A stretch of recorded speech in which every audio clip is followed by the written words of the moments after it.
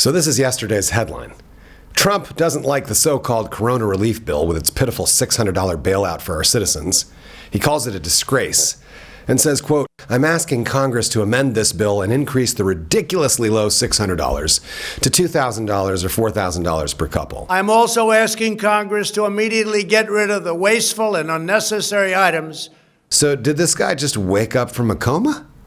Where's he been for the last 4 years? Whoever momentarily took over his orange body would have been elected president in a landslide.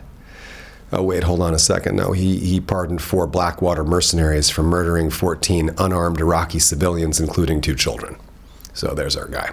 So the headlines should actually read, yesterday, Democrats, who pretend to be the party of science, economics, civility, and representational government, were outperformed by a criminal psychopath, a reality show host who millions of Americans elected president because they are A, unable to discern truth from fiction, B, think a psychopath best represents their cultural interests, or C, all of the above. Because if your identity is based on a fiction, you'll defend a fraud as if your life depended on it. Speaking of reality, the fraudster in chief really doesn't care.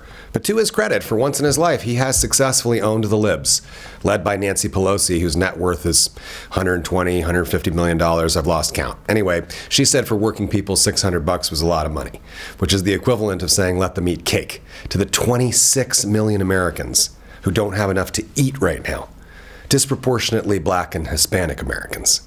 Democrats should probably just call it the Trump stimulus package, thus forcing Republicans to support their mob boss, who was right this time about wasteful and unnecessary items like nearly $700 billion on defense. Our country spends more on fantasies of war than any other country on earth. Out of this $900 billion stimulus package, very little is going to the people who need it most. $900 billion. Remember that number. Because according to Jeffrey Sachs, one of the world's leading experts on economics, the cost to end poverty is just $175 billion per year for 20 years. Not just for the USA, but the entire planet. This yearly amount is less than 1% of the combined income of the richest countries in the world, and only 4 times the US military budget for 1 year. No more global poverty. If we weren't psychopathic, that's exactly what we'd do. I am asking Congress to amend this bill and increase the ridiculously low $600 to $2,000 or $4,000 for a couple. This is the one and only time we need to call our representatives and tell them to support this psychopath, because $2,000 per month is pretty reasonable.